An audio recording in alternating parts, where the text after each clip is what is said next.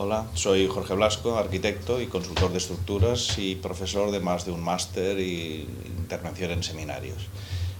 Os voy a explicar ahora un caso en el que aparecerá en el máster, en el que ya veremos que no solamente la orientación se da en edificios antiguos, sino también en edificios modernos. En concreto es un edificio de los años 70 y un reticular. Era un edificio que, como veis, eran oficinas con una sección de este tipo y que acabó convirtiéndose, por cambio de uso, en edificio de viviendas.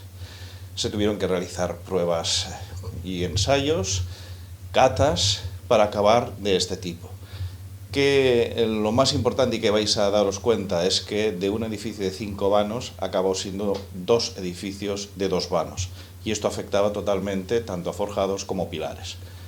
En una rehabilitación lo que tienes que hacer exactamente es mirar la estructura existente real, se tienen que hacer modelos del edificio anterior, del edificio posterior, y a veces hacer modelizaciones un poco imaginativas para intentar acercarnos a la realidad del modelo real, ¿no? Tuvimos que comprobar pilares, hacer cálculos no solamente con la normativa actual, sino con normativas antiguas con las que estaban calculados los edificios, ¿no? Tuvimos que hacer reparaciones, mirar pilar a pilar, planta a planta. Bueno, ya os explicaremos los entresijos de este enmarañamiento, ¿no? Refuerzos por todos lados y sobre todo la intervención en los forjados. El hecho de que disminuyese un vano hizo que aumentasen momentos positivos, momentos negativos, los rasantes cambiaban, tuvimos que comprobar planta a planta los efectos de esta influencia. Aquí veis gráficos de rasantes, de momentos.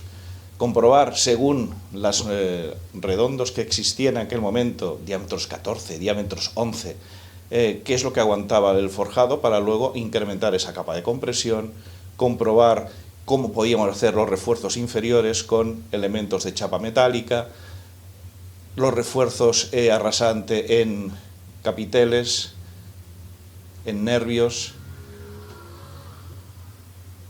Veis una parte nueva que era una pasarela con perfil tubular y un forjado colaborante, y un poco intentaremos explicaros el proceso que se realizó durante la obra, que no solamente es tener un buen proyecto, sino que ese buen proyecto acabe en una buena obra.